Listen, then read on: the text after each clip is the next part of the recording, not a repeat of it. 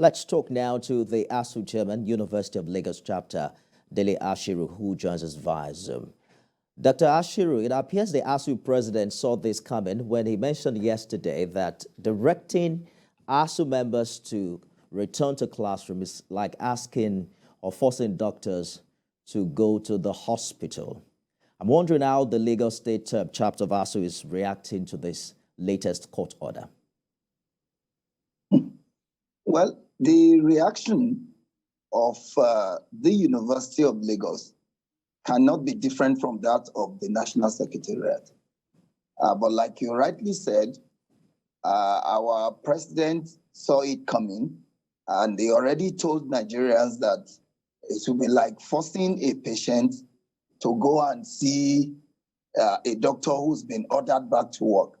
Having said that, in the report, we all had that the person who delivered this very questionable ruling is on a vacation. It's a vacation judge. And having done government's hatchet job, he had sent the file back to the registrar of the National Industrial Court to reassign the case. Well, our union understands that in a pseudo-capitalist system like we run in Nigeria, anything happens. And the court, particularly by this ruling, had showed itself as a willing tool in the hands of a lawless executive arm of government who had signed an agreement with our union since 2009. The minister that took us to court had presided over 3 different memoranda of action in spite of memorandum of understanding with our union. All has not been fully implemented. What they are now doing is resorting to, Gestapo tactics by hiding under the rule of law to take our union to court and delivering a questionable ruling. Well, we are consulting our lawyers on the ruling.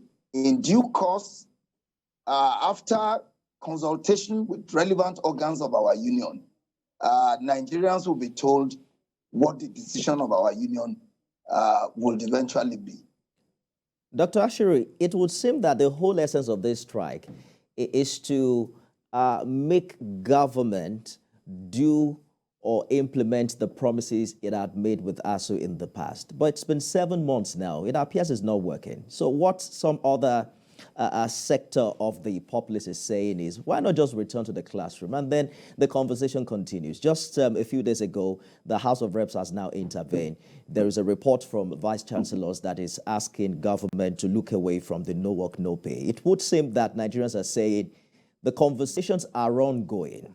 Is it possible? Is it a possibility that we have lecturers back in classroom while these negotiations are on?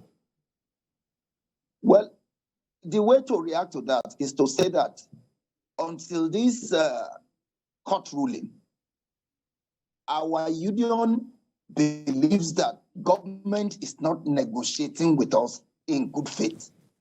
And once, there's a question about good faith, it, casts aspersion on the integrity of the person who is negotiating with you. Take, for example, a government who signed an agreement with our union since 2009. Contained in that agreement is that that agreement ought to be reviewed every 3 years. It has taken 13 years to get government to the renegotiating table. And only between last year and now, there have been 2 concluded renegotiated agreements which this government has refused to sign. Now, put yourself in our shoes. Would you believe a government whose integrity rating is almost nil? That is the critical question.